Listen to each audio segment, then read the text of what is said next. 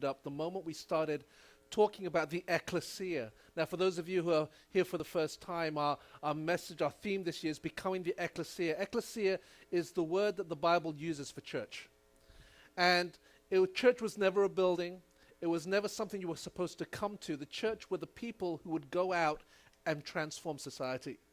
And as I look throughout this year, we've seen so many amazing opportunities take place, whether it's with San Antonio High School and all the opportunities there, whether it was the Jenny bags that we did a few weeks ago, and I've been hearing, and we're going to get a report soon on where those Jenny bags that you've been preparing are going. I love the fact that we've been praying for healing. We've been getting to know the Chamber of Commerce in town, all sorts of different things that have been happening, and we're beginning to see the Ekklesia in action. Look at the person next to you and say, we are active. Okay, and in that place, even in our teaching series, as we've been teaching on the Ekklesia, we started by looking at the Great Commission and beginning to look at what it means to go, but not to disciple people, but disciple nations. Okay, what it means to baptize. Remember what baptism is? It's not just being dunked in water. It's a total immersion, saturation, and we use the term saturate to transformation. So saturation to transformation. And so what we want to be able to continue to do is we begin to say, well, how do we begin to see that more in action? And over the last few weeks, we've been looking at what Ed Silvoso, some of you may know that we are closely associated with the organization Transform Our World, which is doing amazing transformational things for the kingdom of God throughout the globe. And as we've got to know Ed, he's been teaching on what we call prayer evangelism. And as he begins to unlock Luke chapter 10, he begins to show us certain principles, 4 principles. The first one is to be the blessing. The second one is to fellowship and have relationship. The third one is to meet felt needs. And the fourth is then to proclaim that the kingdom of God is here. That is an order that he puts through. We don't start by preaching. We start by loving. We start by being the blessing, okay? How many of you like to be the blessing? Yeah? And so a few weeks ago, we started talking about the blessing. That's why we did the Mother's Day event. It's really interesting because how many of you remember all the honking ministry we did out in the corner? And so we were honking, and we released the mother's love in the area, into that area. And then the following week, we started to pray specifically just for the whole area of abortion and life. And in that place, we began to release life, and we were declaring that. But then the following Tuesday, we had another honking corner, but it was now a protest about life. And so it's interesting because in this place, there is this conflict that's continually happening, and we have to realize as the Ekklesia, we don't back off. We continue to stand for what we believe God is speaking in this day. And so as we begin to release the Ekklesia, as we begin to release what we believe about what God is doing, we began to realize that the power of blessing will also expose the things that aren't always easy. Yeah? And so when we begin to look at that, how do we begin to win hearts? How many of you like to win the heart of somebody? Yeah? Because there's nothing worse than trying to reach out and nobody wants to reach out with you. And last week we began to look at the whole area of going from beyond blessing into what I call relationships. And Pastor Barb last week did an amazing message and foundations on the power of relationships. I want to continue that theme, okay? Where we're going from blessing to what I call real-relationships, okay?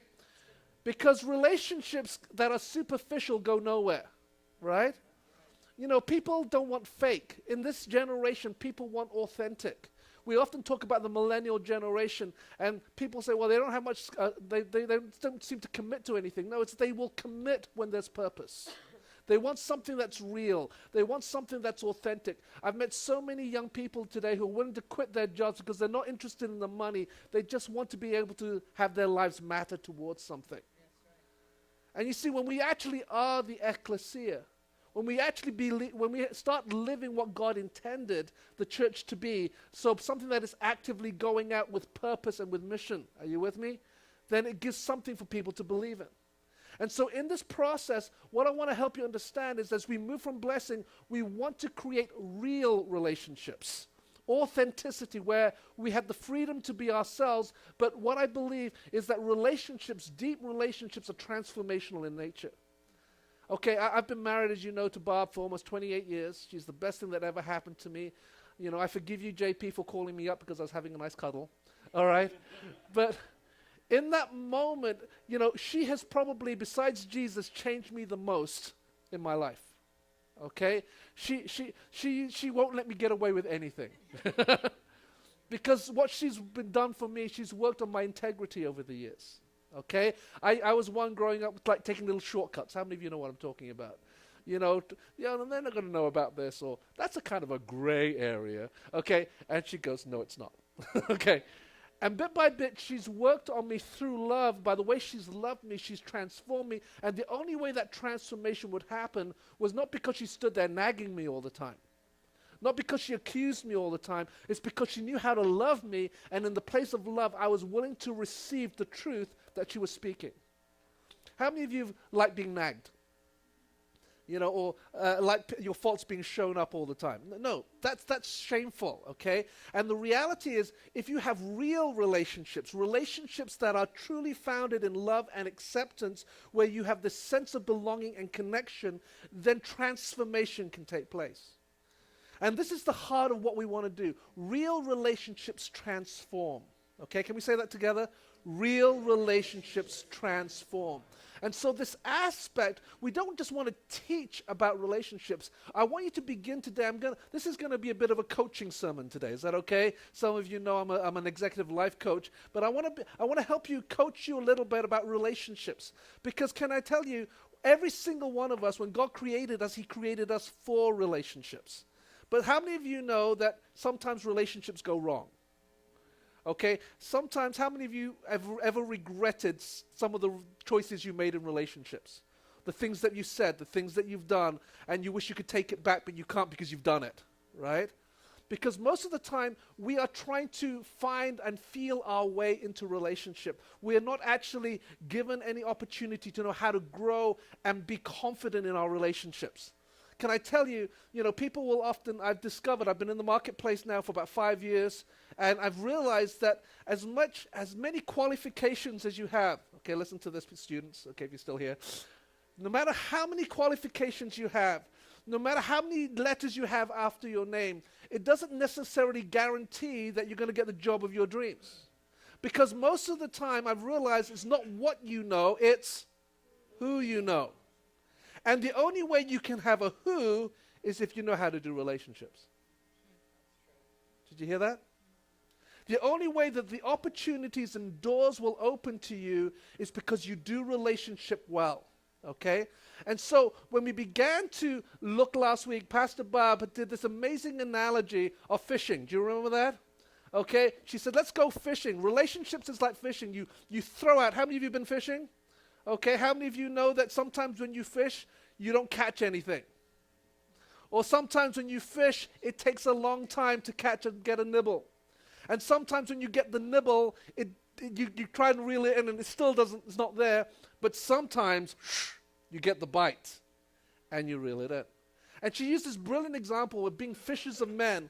That, when Jesus said to the disciples, you're going to be fishers of men, she used this analogy of fishing because in relationships, all He's asking you to do is to throw out the line. And sometimes nothing bites. But sometimes you may get a nibble. But if you get a nibble, do you reel it in straight away? No. You dangle it a little bit more. You let that little worm become, and tantalizing to that little fish. You want me, okay? And in that moment, it begins to gradually come, and then it will bite. And when it bites and it gets hooked, that's when you can begin to reel in. Relationships are like that.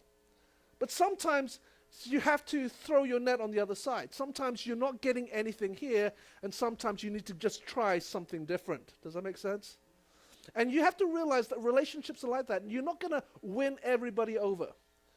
You weren't created to have 6-7 billion relationships. Okay? You were related, Jesus Himself, if you really watch Him, okay, He was speaking to thousands, but He had His 3, Peter, James, and John. Okay? He had an intimate group where He could share His heart with. He then had the 12, okay, who took what they said, and then they had the 72, all right, that we see in Luke 10 that we were talking about. See, relationships, there are different dynamics. So in your life, you're going to have, I'm going to pray that you have a few amazing relationships. All right? And then you're going to have another relationships which are going to be like your family. They're going to be close, but not necessarily as intimate. Okay? And then ultimately, you're going to have a broader community that's going to be there. Maybe the church here is a bit of your broader community. Yeah? And so what we want to begin to understand is as we go fishing, all right, everybody say go fish. Go fish. I want to use a different analogy this week to kind of build on what Pastor Bob was saying. And I want to go to Matthew, is it Matthew? Yes, Matthew 13, okay? It's the parable of the sower. How many of you remember this parable? Yeah? And it says, then he told them many things in parables, saying, a farmer went out to sow his seed, okay? As he was scattering the seed, some fell on the path. Everybody say path, okay? And the birds came and ate it up. Then it says some fell on rocky places. Everybody say rocky. Da-da-da. Okay, sorry. Rocky places where it did not have much soil. It sprang up quickly because the soil was shallow. All right? Then it says, but when the sun came up, the plants were scorched and they withered because it had no roots. Others fell among thorns, which grew up and choked the plants. Still other seed fell on good soil, where it produced a crop 100, 60, and 30 times what was sown. I want to use this parable for a moment to help you understand relationships. Because sometimes in a relationship, like fishing, you throw out the line. In another way, sometimes in creating real relationships, you throw out seed. And you want to see what soil it can land on. Have you ever been where you reach out to someone and it's like just the doors are shut, they're not interested, okay? And you try to get to know them and they're just kind of distracted. It's like they don't want to know you. That's like the path. It's just like, it's just going to bounce off. But then there are some relationships which are like the rocky soil, okay, where all of a sudden, something begins to take root a little bit and you see a little bit of life. Recently I've been meeting with various, I've been kind of in this village getting to know people. And one time I met this one guy at the bakery La Creme in the village, and we just hit it off. Okay, he was a businessman. We talked, and he said, "What do you do?" I said, "I coach." And he says, "What do you coach?" And I said, "I'm executives." And we started talking, and he really liked it. And so in that place, I threw out a line, and he began to say, "Yeah." And it was like this. The relationship began to grow. He started texting back and forth, and you began to think, "Oh, this is good." Okay, there's a relationship here. And so what happens is we decide to have lunch together, and we have lunch, okay? So and all of a sudden, as we're having this relationship, he decides to bring this guy. And this guy is like, I won't describe who he reminds me of, but he's blunt and robust and rude, okay? And he doesn't care about what people think, and he thinks you should nuke everything. Okay, so we were talking about a business situation, a difficult relationship, and this guy would just come in, not even listening to the conversation. He says, "If I were you, just nuke him." Okay, and I'm like, "No, don't nuke him." We're trying to build a relationship, and it was like the thorns came in and choked the relationship. Because sometimes the enemy will send situations in, and it would be like difficulty of establishing, because there are other things in the way that are going to interfere with the relationships. Am I making sense? But here's the thing. There are going to be times when you can pull out the thorns. There are going to be times when you see it's rocky soil and you want to take the rocks out, because if you do, you have the potential to build what I call fertile relationships. Now, I don't mean making babies, all right? I mean relationships which are going to be fruitful, relationships that are going to grow and going to mature and actually be relationships that are going to ultimately be transformational in nature. And so today, I want to begin to look at how do we begin to cultivate the soil of relationships. Okay? How do we begin to cultivate the soil of relationship? And the key is the word connection. Everybody say connection. Okay, hold the hand of the person next to you and say, "We are connected." Okay, whether you like it or not. Okay, all right? Connection, all right? And today I want to begin to look at this. I want to use the word cultivating, okay? Because cultivating is a process. Okay? You know, if you're in a laboratory and you are creating cultures, okay, that culture that is created doesn't happen overnight. You have to create the right conditions for that culture to grow and be ready to be used. Same thing if you're trying to do plant seeds and stuff, you've got to nurture it, to grow it, to cultivate it for it to become fruitful, right? And so in the same way, I want us to realize that we're like farmers in relationship. Everybody say farmer. Okay, in England we say ooh-ar, farmer, okay? So don't do that. But the key in cultivation, okay, when it comes to relationship is the word connection, okay? So let's look at this for a moment. You see, when we're cultivating relationships, there are two words that I want you to begin to embrace. The two words are connection and communication. Okay? Everybody say connection. Everybody say communication. Okay? Connection and communication is everything in cultivating fruitful relationships. How many of you know that bad communication leads to misunderstanding? Okay? How many of you know that sometimes you suck at communication? All right?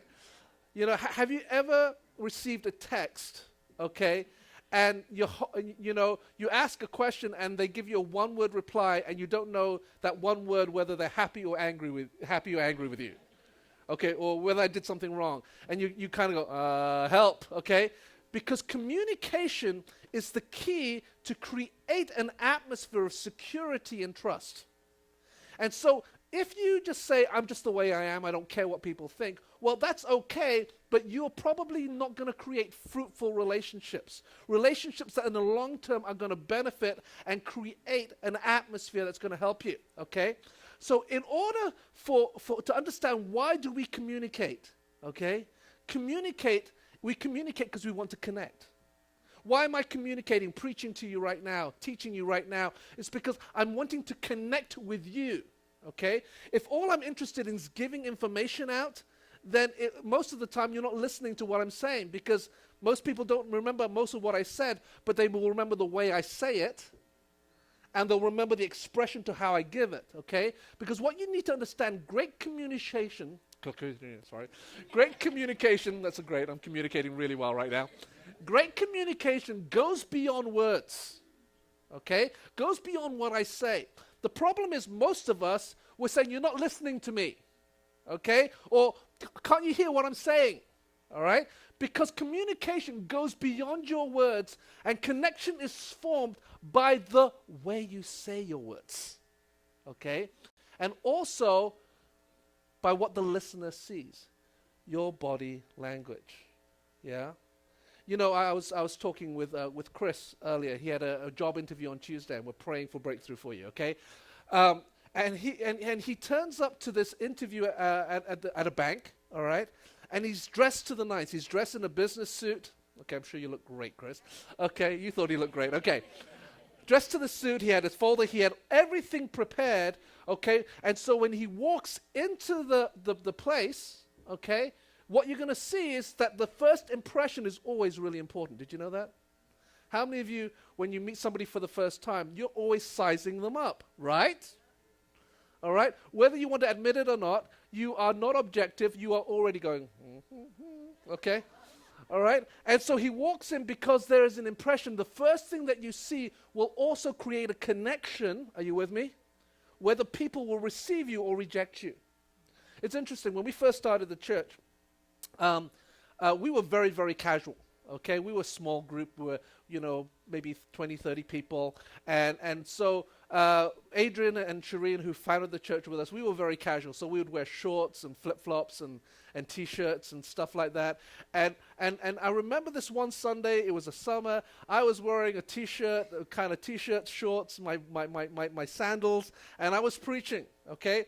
And Mary Poplin, who is one of our a professor here at the college, she came in with a Ghanaian pastor, okay? And he was dressed to the nines, okay? He had his suit on, his tie on, and he comes in and he sits down and he's looking at me, okay? And I was preaching. I think I was preaching on the Holy Spirit or something like that. And after the service, he sat down with Mary, okay?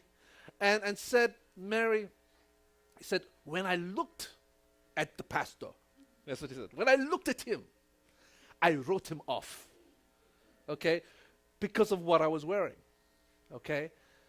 But when I heard him preach, oh my goodness, okay, that's what he said, all right? It's because your first impression, there are times you can redeem something, but your first impression is really important. It's like when people come here and walk into this door, you know, if we scowl at people, do you think they want to come back? If we start pointing out what's wrong with them, do you think they want to come back? Okay? Barbara and I, one of the first things that we realized is that we wanted to create an atmosphere. You see, your body language creates an atmosphere, all right? So when I'm preaching, Jacob, who's one of the students who graduated last week, who's gone, I love him because every time I preach, I look at him. Why? Because his eyes are wide open. And he's always going like this. He's smiling at me. His body language is, I'm receiving you. And so that's why I focus on him. You know, and then there are others, I want to mention, who I don't look at so much. You see, what happens is your impression, okay, impacts people, okay? Not just what you say, but the way you say it, okay?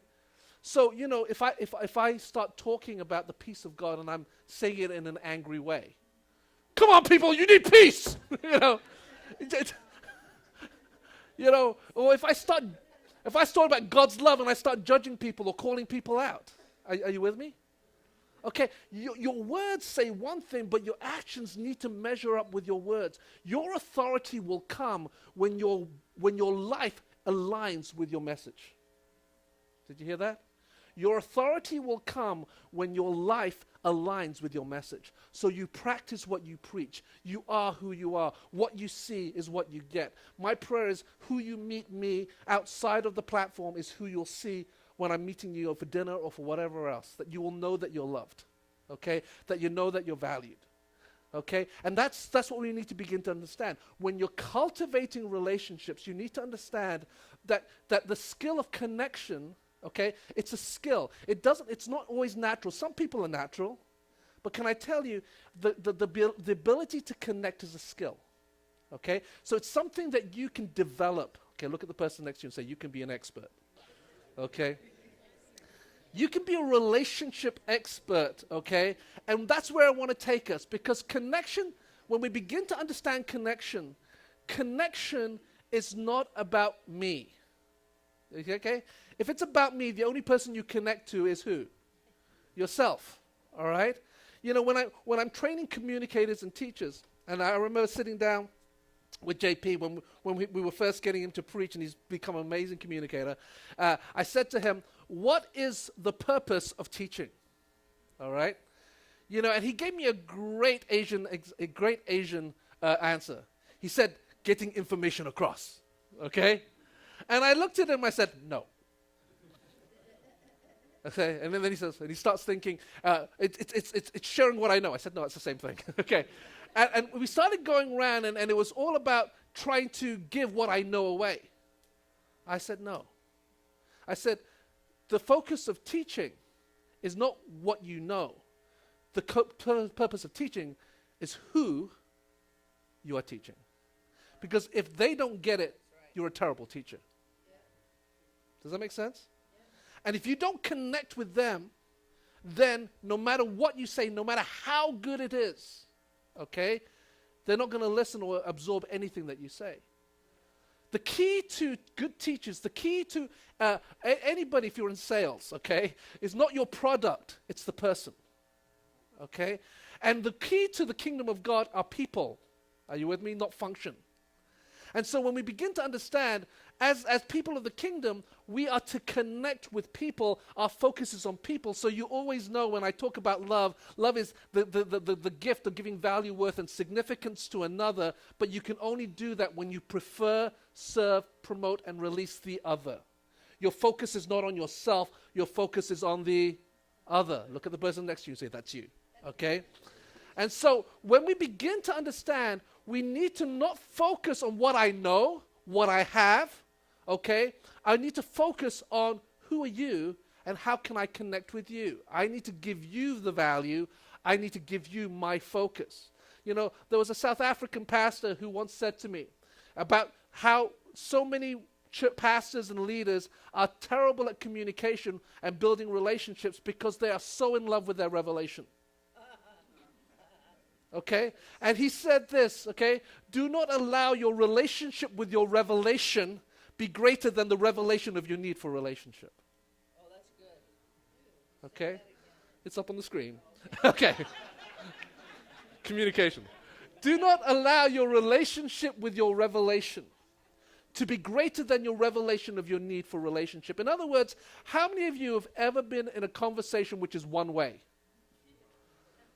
Okay? Where all they want to tell you is everything that they know, everything about them, blah, blah, blah. And when they're finished, the time is up and they'll go, so what about you? Oh, time's up. Okay? Because we are more consumed with what we have, what we know, what we want to say, okay, than we are interested in the person we're talking to. Are you hearing me? How many of you are guilty of that in some way? Come on, let's be honest. Okay? I want to sell you something, or I want to give you something, or I feel this is good for you. Okay? And the problem is you give it to them when they're not ready to receive it. Okay? Barbara and I, sometimes we do a marriage talk. We talk about playing catch. Okay? And so if you throw a baseball at someone head height and they're not looking, okay? Or if they're distracted, every time you throw the ball, you can't catch. If they can't catch the ball, then you won't get the communication. Are you with me? And the key that you need to understand is, as much as you might have great revelation, and you have great things to share, okay, and they may be totally worth sharing, it will only be worth sharing if the person is ready to receive it. And the only way they will receive it is if you know how to connect. If you help them understand that you're more important than they are. Let's look at this for a moment. Oh, sorry. They are more important. Yes, they are more important than your revelation. Yes. So what I want to do is give you some connection training. Everybody say, training, I love that, okay? So we want to do some connection training this morning, okay? And the first thing you need to understand is that relationship was designed to be God's love in action, okay? The moment that God created man and he created woman, he created relationship, okay? So relationship is, I often say, is the vessel for the glory of God to be released. When you come into the relationship with someone that you admire, that you honor, that you respect, they have a way of rubbing off on you. Does that make sense? I remember there was this guy when I first got into ministry. His name was Steve, and he was the funniest, most fun-loving person. And he gave me, being around him, gave me permission to have fun. Does that make sense? How many of you love fun? Okay? And so when he was on the platform, he would always have fun. You know, I grew up in churches where you just stood behind the pulpit and you kind of preached at people. Yeah? But he was all over the place having fun, relaxed and making jokes. And I suddenly realized that's actually more me. I like fun. I like making jokes. I like being animated. Okay? And being around him, he allowed me in that relationship to become myself. And that's the key to relationship. It's allowing people to become themselves. Why? Because every individual was made created in the image and likeness of God, and they all have a representation of what God is like. And so the goal isn't to make them like you. The goal is to release the fullness of who they were created to be. Are you with me? And you have to realize, therefore, when every relationship that you begin a connection, the other person is always watching you. Okay, remember what I said just now.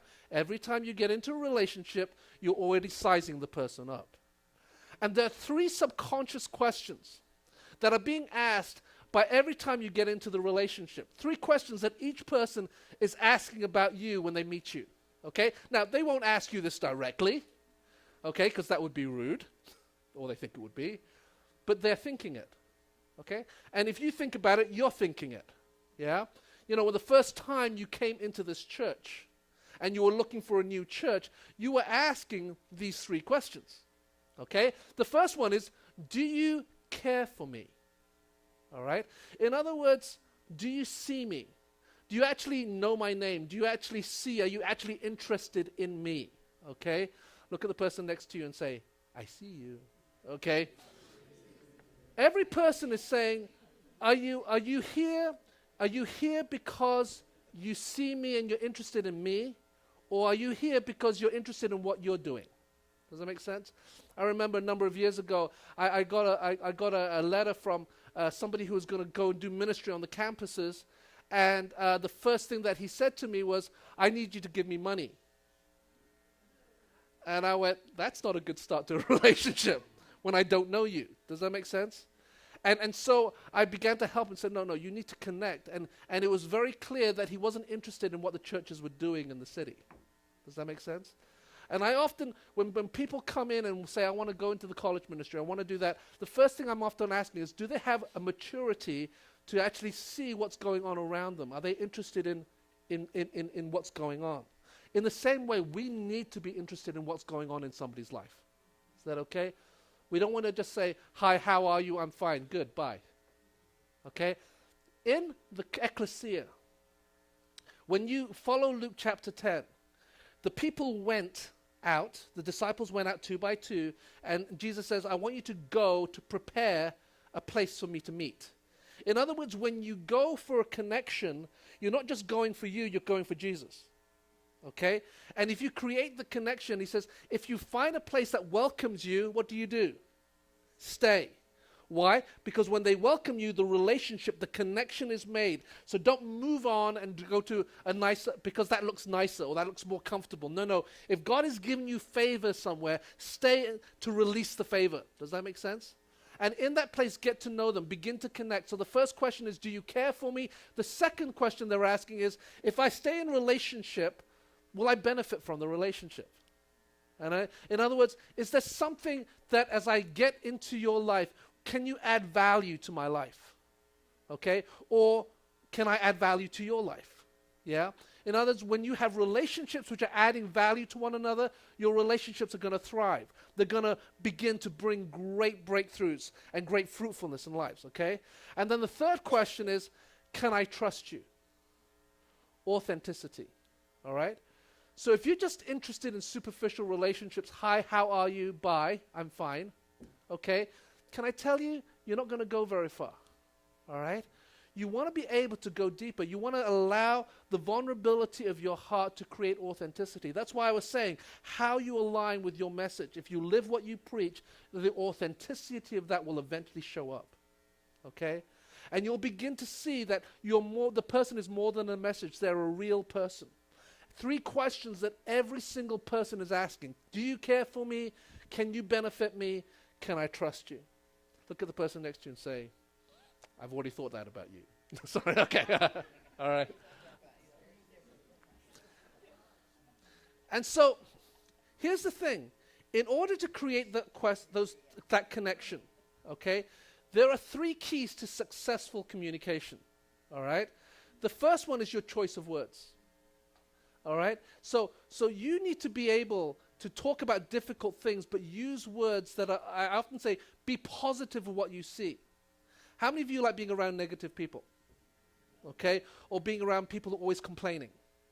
Okay? Or judgmental? Yeah? If you like being around those types of people, then we need to pray for you. Okay? You like helping them out. That's good, Steve. Okay? But what we need to begin to realize, your choice of words are very important. Sometimes, as much as you want to be yourself, Paul writes that you need to be all things to all men. Okay? So when you are in Rome, you act like you're Roman. Okay? So for example, when I travel, when I go to the Arctic, for example, all right? I went there for 5 years in the summer. I used to go up to the Arctic and work with the Inuit up there. All right? You don't go up trying to be this flashy kind of American, Canadian, or British person that I was trying to be. Okay? You want to connect with them, so what do? You eat the way they eat. Okay? You're willing to try out their culture. When I go out in the marketplace, there are certain ways that you need to begin to talk so that you're prepared to be able to talk the language that they talk. Does that make sense? And so your choice of words is important, but then your tone and expression is also important. All right? Because when your tone and expression speaks and lines up, it can either welcome people or it can close the door. Yeah? And like I said earlier, your body language, your impression is important. John, just come here for a second, okay? How many of you ever heard, you know a man by shaking his hand? Okay? And so I didn't know this growing up. So when people would shake my hand, it would be like this. Okay, what are you feeling, John? A limp fish. Limp fish. He went fishing and caught a fish. No, okay. You know, because your impression is important. So when you shake your hand and it's like this, it gives, immediately, it distracts people, are you with me? And they're thinking more about your limp hand than they are the conversation. Okay? Your body language, when you have a nice firm handshake, okay, that's great. Now, not too firm, please. Okay. But when you have a firm handshake, it speaks. Different things speak: the way you dress, the way you interact. Thank you, John. Okay? And so these three areas are areas that we need to work on. And so when we break this down, the keys to communication, there's an interesting study by by professors at UCLA. And they say what you say accounts for only 7% of what is believed. Did you hear that? What you say is only accounted for 7% of what you believe. The way we say it accounts for 38%. So your tone, okay? How many of you have ever heard a speaker who is boring? Okay? How many of you have ever had a lecture where they're just reading their notes in monotone? Do you remember that in class? In the beginning, God created the heavens and the earth. Oh, okay. And the way you say it, okay? You know, if you believe your message, you always want to speak it with life, okay? Jesus said, I came to give you life and life to the overflow, life to the abundance. And so your communication needs to release life to it, okay? And so the way we say it accounts for 38%. But more interesting, the what others see accounts for 55%, yeah? And so therefore, 93% of the impression we often convey has nothing to do with what we say. How many go, oh no, I've wasted my breath. No. Your message is actually the cherry on top. Are you with me? Your words that you speak, if you are able to communicate it in a way that people can receive it, if your body language and it seems that welcomes people, that embraces people, that allows people to see that you care, that you can help, okay, and that you're trustworthy, then what will happen is your words will become powerful. Okay? Your words will become powerful. When you honor someone, when you trust someone, okay, when you open your heart to someone, and then they say, can I just tell you something? Guess what you're doing? You will listen. Are you with me? But if you don't feel that you're going to benefit or trust someone, if you don't honor someone, right now, if you don't trust me or honor me, anything that I say, you're just going to you're going to miss it. Does that make sense? You're not going to be receiving it in your heart. Okay? And so we need to begin to realize, as much as we have things that we want to say, you need to be thinking about, how should I say it? Okay? What are the right words to choose? Okay, I often say when I go into a meeting, all right, when I'm meeting with someone, whether it's one-on-one, whether it's a group setting, the first thing is this: I always have a vision of the outcome of that meeting. All right, I want to, what is the best possible outcome for this meeting? And then if this is the outcome, then what must I do to prepare in order for that outcome to take place? Does that make sense? You all need to have preparation. Ever say preparation? Okay, you see, if you wing it, sometimes you can get away with it. Okay, so for example, if I get up on a Sunday and decide not to prepare a sermon, I'm just going to get up, okay, the likelihood is that you're not going to get fed very well, okay? Here's the thing. You need preparation. Everybody say prepare, okay? Your preparation, like Chris was, he was prepared in his meeting with his folder, with his resume, in his suit. He was prepared, and he had a great interview. Does that make sense? Because he opened the way where people said, I see them. I think I can trust this guy. He seems authentic. All right?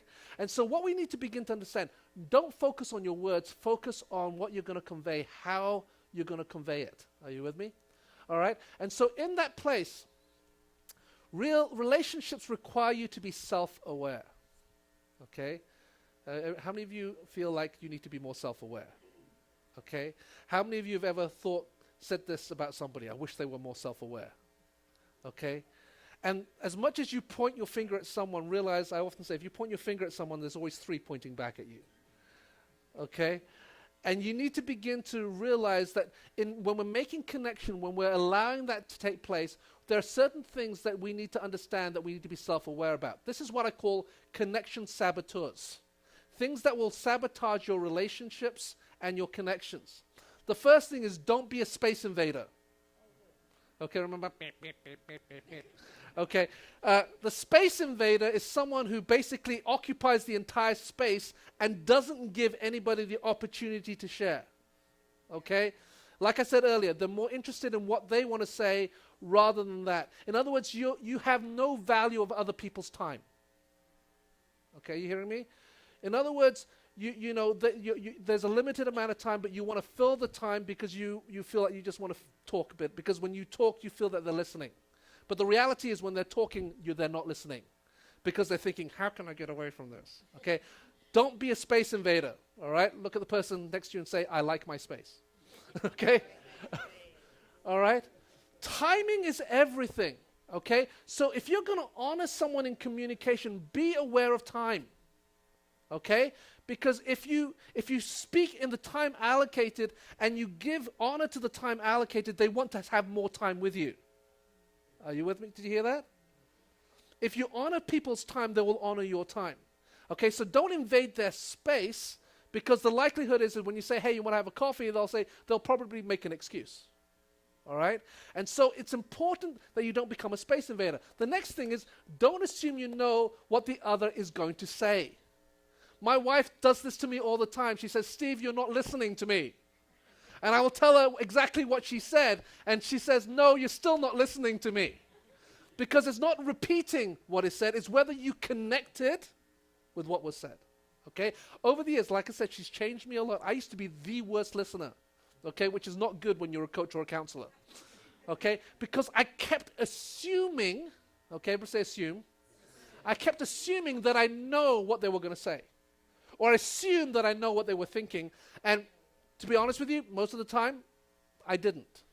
And I would say something that would not make any sense whatsoever. Are you with me?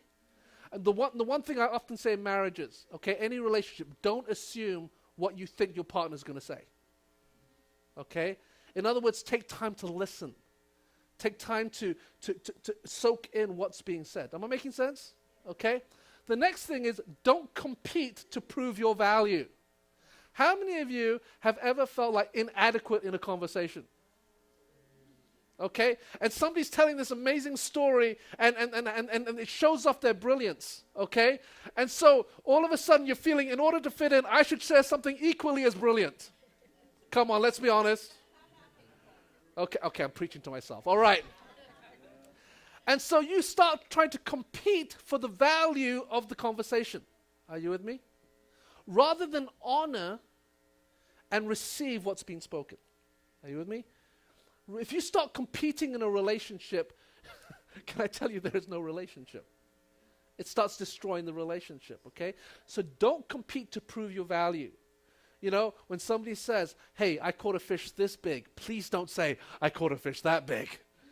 All right? Because then they're going to say, well, actually, I caught a whale, but I was just, you know. And so what you need to begin to understand is, don't try to prove your value through your conversation. The more you honor people, okay, and they ask you, so what do you think, or your thoughts, then you can share who you are, okay? You may have, can I tell you, you may have better stories. You may have a bigger fish, okay? But if you have to show the bigger fish, or you have to show the better story, then it's not about the other person, it's about you. And you lose the connection, because then either they feel, oh, I can't compete with you, and they'll move away, or they'll think, oh, he's just a show-off. Are you with me? The next thing is, don't get distracted by your gadgets whilst in conversation. How many people are guilty? Okay? All right? You know, as much as I like the iWatch, okay, as much as I like I love the fact that we can communicate, all that sort of stuff, I've actually found it more distracting than the phone. Okay? No offense, people with iWatches, okay? Because I really do want an iWatch one day, okay? But have you noticed when because it vibrates or it buzzes, we naturally immediately go like this, okay? So it naturally takes us away from the conversation, all right? one of the things, it's the same thing with the phone. I've had to learn because I'm as addicted to my phone. How many of you know what I'm talking about? Screen time. Just look at the screen time on your phone. And when it buzzes, because you like the fact that somebody sees you, right? Come on. My precious. Okay? And you take it, and in that process, what happens is, and here's the thing. I do it to my wife all the time, and she looks at me. All right? And I realize that in that moment, I'm dishonoring her. Are you with me? I'm focused more on what about me. That the text that comes in is about me. It's not about the other person. So what do I have to learn? I've learned when I'm going into a conversation to switch off my phone, put it face down, leave it alone, okay, and not get distracted by it. Yeah? And it's a discipline. Everybody say that's a tough one. Okay? But how many of you have been in a conversation where somebody got distracted by their phone? Okay? And you kind of go, oh. But then you look at yourself and you go, oh, I do the same thing. All right? As much as you receive, you've been freely giving, okay? But we don't want to do it in that context, yeah? And please hear me, I'm not anti-gadgets because I believe communication, information, all that stuff is good. But can we get about honoring people? All right? Can we connect with people? Can we begin to have that discipline? If you're going to meet with someone, put the phone down, okay? If you've got an iWatch, I don't know if you can get the vibrate button off for that moment. Can you do that on an iWatch? You can? Yeah, there's a silent mode on it. Oh, okay. Thanks for telling me, Brittany. Now you have no excuses. Okay. All right. And so, are you hearing what I'm saying, though? Okay. Now, the last thing, which is, I'm being very careful here because of what I'm about to say, is watch for glazed eyes or people looking at their watches and phones. Okay. What do I mean by that? I know sometimes when I preach, I overload. Okay. I know that, all right? So there are moments when I'm preaching and suddenly everybody's eyes go shoom.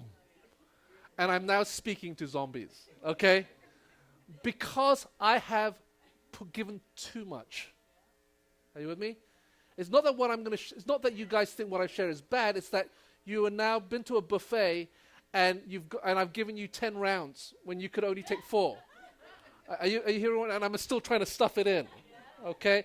There are times when I'll go to the staff meetings and I'll say to Bob and JP and Teresa, I said, I actually put 3 sermons into one. And they go, I know. Okay? But it's the same in conversations. Okay? Sometimes when you realize that people aren't engaged with you, they're not looking at you. Okay? This is the one thing I'll often say about relationships. Look at people in the eye. Okay? When you look people in the eye, you give them value.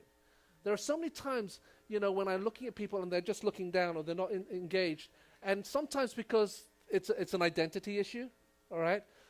But here's the thing, you need to be aware when people start getting their eyes glazed or you know that they're not receiving. If they're not receiving, don't try to stuff them with more, all right? Change the subject. Do something. Engage them in a different way. Am I making sense? All right? And so if they start looking, okay, this is not an excuse, people. If after a conversation they kind of look at their phone or look at their watch to find out what time it is, that's usually a clue, people. Everybody say, aha. Okay. That's usually a clue that you only have a few minutes left before they're going to think, I don't want to do this anymore. All right? And don't be rejected by it, okay? They want to engage, but you need to be able to give them the honor, all right? That's different from being distracted by when your phone beeps, all right? So if the phone doesn't beep and they pick up, all right, just be aware your time is up and honor that. Is that everybody okay with that? Okay?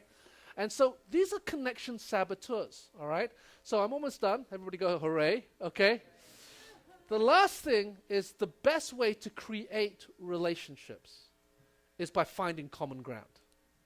Okay? Relationships are founded on common ground. Can I tell you, the reason why most of us, I think all of us are here is because of Jesus. That's our common ground. Is that all right? And then we add Holy Spirit, yeah. We add family relationships, yeah. Add food, yeah. Okay, there is common ground that we find. John Maxwell says it's the practice above all others that opens the door to connections with others is to look for common ground, okay? And so when we're looking for common ground, All right? If I'm giving you overkill, you just look glazed, okay? The first thing is to initiate, all right? In conversations, how many of you have been in awkward conversations before where nobody's talking? All right? And you're waiting for the person to go first. I'm gonna invite you to go first. Now you might think, oh, I'm not promoting this. No. If you go first, don't go first with, let me tell you what I think. Go first with a question. Because when you initiate the question, you create a way for response. Does that make sense? I'll talk more about that in a second. The other thing, when you initiate, you can set the atmosphere. So it could be simply as, I come and have coffee with Alan, and I can just say, Alan, you're looking great today, okay? And I love you because of all the stuff. And what you've done, you create an atmosphere, because atmosphere is everything. How many of you know that? Because if the atmosphere is warm and welcoming, then they're going to open up, and then you come in with the question because you've engaged them, okay? When I mean engage, you engage them, not what you know, okay? And so the first thing you want to do is listen more and talk, all right? Listen more, talk less. And ask the interactive questions. And I want you to remember this word, form, F-O-R-M, okay? What do I mean by form? Form are these questions: family, occupation, recreation, message. Okay? So if you're stuck in conversation, remember form. Ask them about their family. So you married? Do you have kids? Okay? Where do you come from? That sort of stuff. Okay? Background stuff. Ask them about their occupation. Yeah? When I'm meeting a fresh client for the first time coaching-wise, I'll often say, can you just send me a little resume of yourself, and please could you tell me a little bit about your family, a little bit about your occupation, what do you love doing, recreation, okay? And then what's your message? What makes you tick? What gets you excited about life? Are you with me? And get to know them, because the moment you do that, you're listening to them, you're getting to know them, and you remember those three questions. Can you help me? I can't remember them all. Can I trust you? And so forth. Those questions begin to come through. And form, okay, all right. Look at the person next to you and say, you have a fine form, okay, all right. And what you want to do, if it's important to them, then make it important to you. Okay? If it's important to them, make it important to you. Yeah? And so when you initiate, listen, when you ask questions, the next thing is be thoughtful, be appreciative. Okay? So you're always looking to go the extra mile. Okay, did you hear that, extra mile? So somebody invites you to their home, okay, love their home, but offer to do the dishes, or offer to do, now they may not let you do that, that's okay. But be thoughtful, okay? Go the extra mile, all right? Show care and value for what they have, who they are, and all those sorts of things. And the next thing is when they then open the door to you and say, what about you? Okay? Be vulnerable. Don't just talk about your successes. One of the things that I've realized is the greatest connection is when you talk about your failures. Okay? When you talk about the fact that I was a bad listener. Okay? Why? Because people can relate to your failures more than your successes. Sometimes when we like to tell about these great miracle stories all the time of how God healed this person or this miracle take place, we love those stories, but if that's all that you hear, okay, then you kind of begin to look like a superhero. But you have to realize those stories are littered with tons of failures, tons of challenges, tons of difficulties. I've realized the more vulnerable you are with your difficulties, the more people connect with you. Because all of a sudden they say, this person's real. This person sounds like me. This person's going through the things I'm going through, okay? And then humility. Let others shine, okay? Serve and prefer others. When you are in a place of humility, you may be the most powerful person in the room, okay? But you're not looking for people to serve you. You're looking to, how can I serve you? How can I make you better? How can I empower you? How can I see you shine? Because can I tell you, when you do that, they'll connect with you, okay? And lastly, engage in their world and on their level, all right? So many times you say, well, I'm up here, I'm holier than you, so you need to come up to my level. No. We come down. Who did Jesus hang out with? Sinners, okay? But was he a sinner? No, he was sinless. He didn't say, sinners, come up to my level. Are you with me? Remember when we talked about, I will build my church and the gates of hell will not prevail? Okay? In other words, that message was, I will build my ecclesia and you're going to go out to the gates of hell. Okay? Don't wait for the gates of hell to come to you. Please don't do that. All right? You go to where the darkness is to transform the darkness. You don't have to be afraid because Jesus said, all authority and power in heaven has been given to me and I'm giving it to you. Therefore, go build my church and the gates of hell will not prevail against it. Okay? In the same way, you go to their world. You go to their place. Jesus hung out with the sinners, the tax collectors, the prostitutes, and so forth. Why? Because he got to their level. The moment we think we're better than somebody else, okay, watch your heart. Okay? Come down from your high horse and be willing to go and begin to mix at their level. Speak their language. Speak their situations. Okay? Because there's nothing worse than talking to someone, right, who is always looking down on you, right? That doesn't build safe relationships. That doesn't build a connection that you can actually trust. If you create trust, you create a relationship where people can actually receive from you, okay? If I can trust you, I will receive from you, yeah? If I can't trust you, I'll be a little bit more cautious with your message. Are you hearing me? All right? So connection, relationships are really important. And so when you go out, when you start building those relationships, blessing is a great way to start the relationship, okay? But in the same way, build authentic. Everybody say, I want to be authentic. Okay? Authentic relationships. And so, I think I'm done. Am I done? Yes. Okay. So, this is what I want you to do, okay? I saw those eyes starting. He says, there's another point. My eyes are going glazed right now. This is what I'd like to do. I want to engage you for a moment. I want you to find a partner, okay? And all I want you to do is for the next 5 minutes, I want you to practice form, okay? Especially if I want you to find somebody you don't know, okay? So if you're sitting next to your spouse or family member, okay, don't do that. I was asking myself the question, do I know all your children's names? Do I know what's going on? What I want you to do for a moment, just grab someone you don't know, and then I want you to find them and get to know them and practice form, okay? Is that all right? And we're going to do that for the next 5 minutes or so, so take a couple of minutes each. So go find someone right now. Okay, don't be shy. Come on. Oh, I'll put the form slide up for you. Yes, absolutely. Okay, good point. Thank you. All right? So find someone you don't know. And remember, don't be a space invader. All right? Take time to listen. All right? And if you find someone, go find someone. Don't be shy. Get up. Just say, I need to get to know you. All right?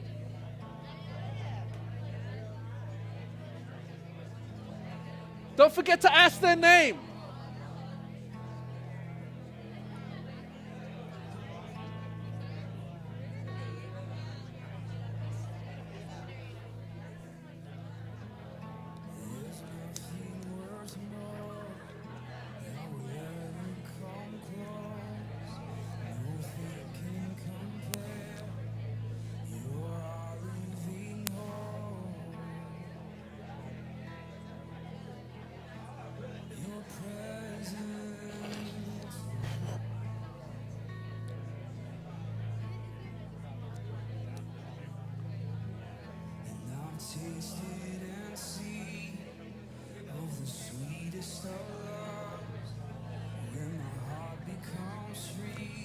Remember to look people in the eye as well, okay?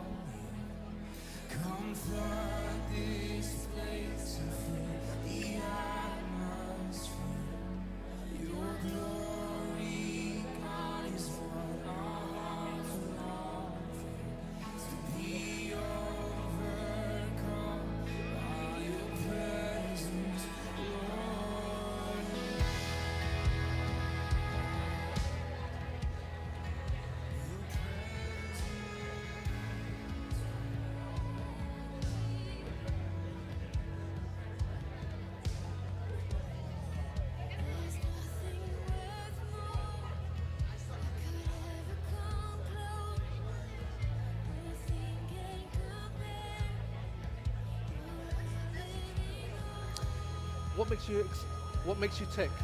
What gets you excited about life? What?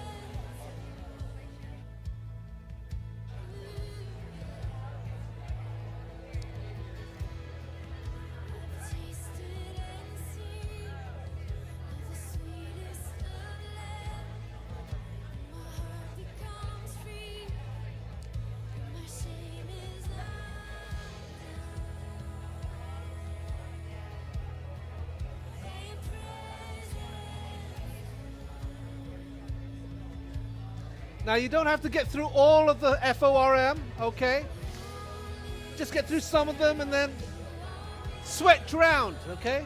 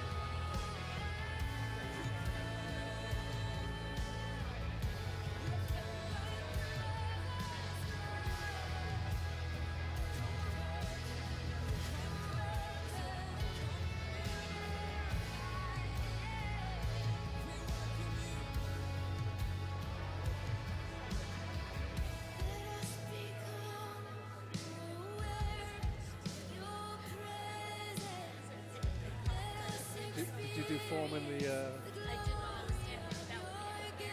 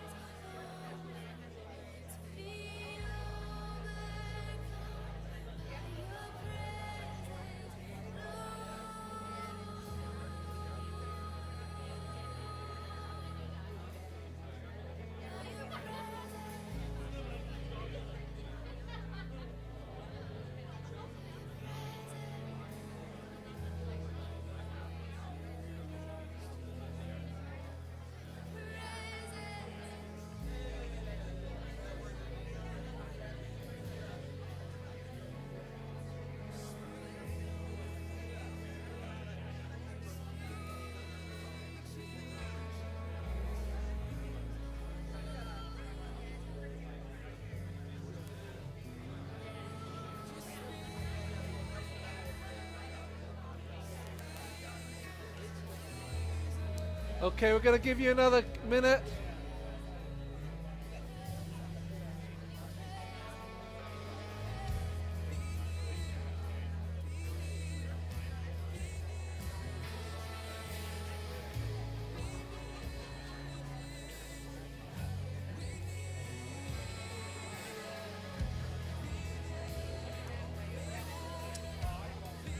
Okay. I know you guys are having lots of fun. Can I just get your attention for a moment? So just turn to your partner and say, I see you.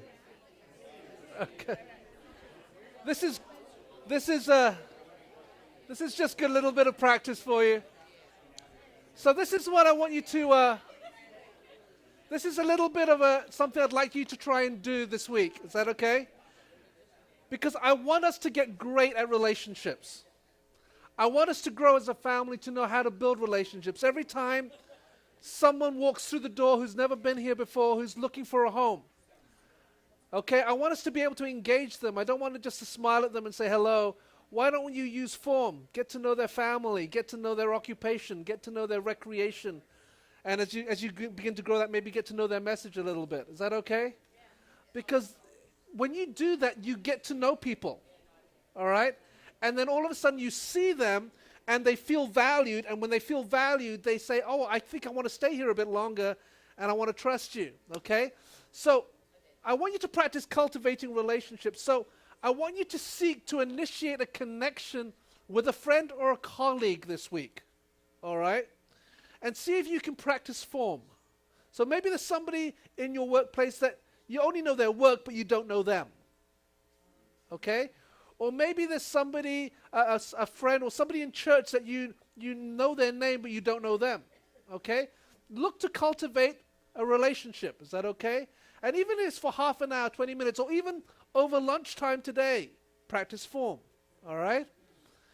Then maybe you want to initiate something a little bit more. Invite someone or a group for coffee or a meal, okay? And build a greater connection. Get to know them outside of church. Get them to know them outside of their workplace, okay? And that's where the recreation stuff and the family stuff begins to be more real. And then you connect them at a heart level, not just on an intellectual level. Is everybody okay with me? Okay? So don't look to go to the masses. Look for one this week. Everybody say one. I would say I love one. Yes, we do. Okay, let's stand together. Can we do that? All right. Would you just hold hands with the person next to you? Let's connect. Okay. Father, I thank you that you have called us into relationship with one another. You said love one another. And as we love one another, we teach us how to connect with one another. Not just on a superficial level, but on a level where we can be family. Where we can begin to go beyond just the niceties of how are you to the place where I see you and I know you, okay?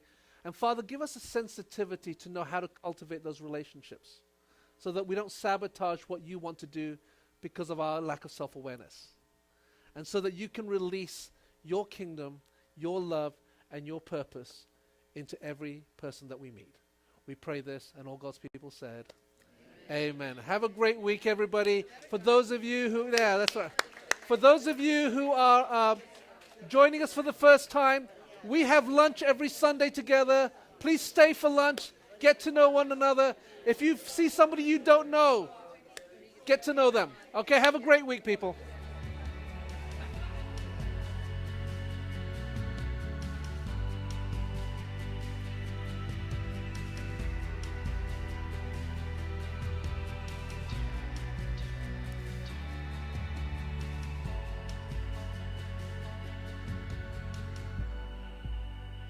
There is none I've known that holds my heart as you do now.